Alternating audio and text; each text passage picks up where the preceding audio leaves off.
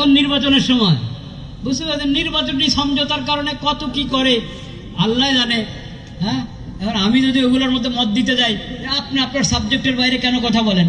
আচ্ছা, আমি আমার সাবজেক্টের বাইরে কথা বলবো না, এটা ঠিক আছে, কিন্তু সাবজেক্টের ভিতরে তো কথা বলতে পারবো নাকি?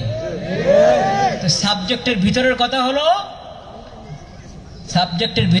হলো এই ভোটের জন্য বা দুনিয়ার অন্য কোনো মতলবে, বা আপনার যদি ভোটকে একবার এই দিনের উদ্দেশ্যেই করেন, সে আপনার বিষয়ে আপনি বুঝেন, যে কারণেই করেন, দুনিয়ার কোনো মতলবে, ভোট বা ভোট ছাড়া অন্য কোনো মতলব, দুনিয়ার কোনো মতলবে আকীদা নষ্ট করবেন না, আহলে সুন্নাত ওয়াল জামাতের মাসলাক থেকে সরবেন না, খবরদার।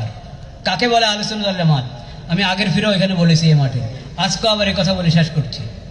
আহলে সুন্নাত ওয়াল জামাত 1 নম্বর ইসলামী আকীদা, ইসলামী পরিভাষা, ইসলামী বিধান, এগুলোর ব্যাখ্যা বিশ্লেষণ সাহাবায়ে কেরাম তাবিঈনের মতো করে যারা করে তারা আহলে সুন্নাত। 1 2 আহলে সুন্নাত ওয়াল জামাত কোনো নবী রাসূলের সমালোচনা করে না। 3 আহলে সুন্নাত ওয়াল জামাত কোনো সাহাবীর সমালোচনা করে না, আহলে বাইতের কোনো ইমামের সমালোচনা করে না। আহলে সুন্নাত ওয়াল জামাত কোনো ইমাম, মাযহাবের ইমাম, হাদিসের ইমাম, তাফসীরের ইমাম, আকীদার ইমাম, কোনো ইমামের সমালোচনা করে না। আবু মনসুর মাতুরিদির সমালোচনা করছে কাও, আবুল হাসান আশারীর সমালোচনা করছে কাও, আপনি দূরে থাকেন, বুঝবেন যে সমস্যা আছে, সমস্যা আছে।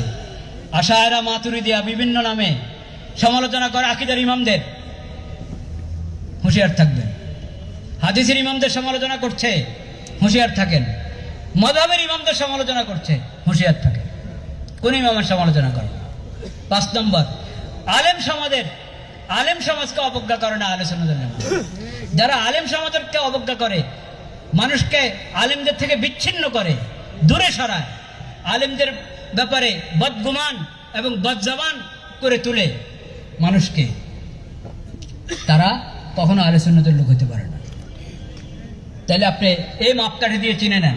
5টা কথা বললাম, ইসলামের আকীদা, ইসলামের পরিভাষা, ইসলামের বিধানগুলো, এগুলোর ব্যাখ্যা বিশ্লেষণ সাহাবা তাবিঈনের মতো করে এর বাইরে জানা, এরা আহলে সুন্নাত ওয়াল জামাত। 1 নম্বর আলামত, বরং এটা হাকিকত আহলে সুন্নাত ওয়াল জামাতের। আহলে সুন্নাত ওয়াল জামাত কখনো কোনো নবী রাসূলের সমালোচনা করে না। যাকে দেখবেন নবী রাসূলের সমালোচনা করে, সে দিল্লির মিম্বরে বসে করক আর লাহোরে বসে করক, যেখানে বসে করক, নবী রাসূলের সমালোচনা যে করে আহলে সুন্নাতের লোক হইতে পারে না। তারা দেখা এমন লোকদেরকে যারা গুরু মানে, তারা আহলে সুন্নাতের রাস্তায় নাই।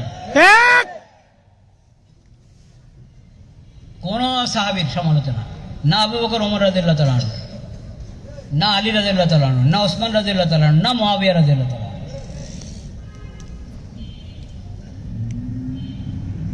না হাসান রাদিয়াল্লাহু তাআলা আনহু, না হুসাইন রাদিয়াল্লাহু তাআলা আনহু। কোন সাহাবীর সমালোচনা আহলে সুন্নাত করে না। যে কোন সাহাবীর সমালোচনা করবে, হযরত মুআবিয়া রাদিয়াল্লাহু তাআলা আনহু সমালোচনা করুক, যারই সমালোচনা করুক কোন সাহাবী, যে করবে কোন সাহাবীর সমালোচনা, সে আহলে সুন্নাতের লোক না। ইমামদের সমালোচনা যে করে, ইমামদেরকে আল্লাহ বানিয়েছেন ইমাম, রাহবার, তুমি তাদের সমালোচনা করো। ইমাম আবু হানিফার সমালোচনা করো, ইমাম শাফি, মালিক, ইমাম আহমদের সমালোচনা করো, হাদিসের ইমাম, ইমাম বুখারী, মুসলিম, তাদের সমালোচনা করো। আকীদার ইমাম আবুল হাসান আশারী, আবু মনসুর মাতুরিদি, ইমাম তাহাবী, তাদের সমালোচনা করো। যে কোনো শাস্ত্রের যাদেরকে আল্লাহ উম্মতের জন্য রাহবার বানিয়েছেন, তাদের যে সমালোচনা করে, সে আহলে সুন্নাতের লোক হতে পারে। আলেম সমাজ হলেন ওরাসাতুল আম্বিয়া, তারাই যোগ যোগে ইসলামের সঠিক শিক্ষাকে ধারণ করে রেখেছে। ইয়াহমিলু হাযাল ইলমা মিন কুল্লি খালাফিন উদুলুহু ইয়ানফুনা আনহু তাহরিফাল গালিন ওয়া ইনতিহালাল মুবতিলিন ওয়া তা'ওয়িলাল জাহিলিন। তুমি ঢালাওভাবে পুরো আলেম সমাজকে অবজ্ঞা করো, আলেমরা কি বুঝে, আলেমরা কি জানে, বাদ দাও আলেমদের কথা। এই ধরনের বাক্য যাদের মুখে বের হয়, ওরা আহলে সুন্নাতের লোক হতে পারে। কাজেই হালাত যেমনে হোক, আকীদার ব্যাপারে মজবুত থাকতে হবে, আহলে সুন্নাত ওয়াল জামাতের মাসলাকের উপরে মজবুত থাকতে হবে।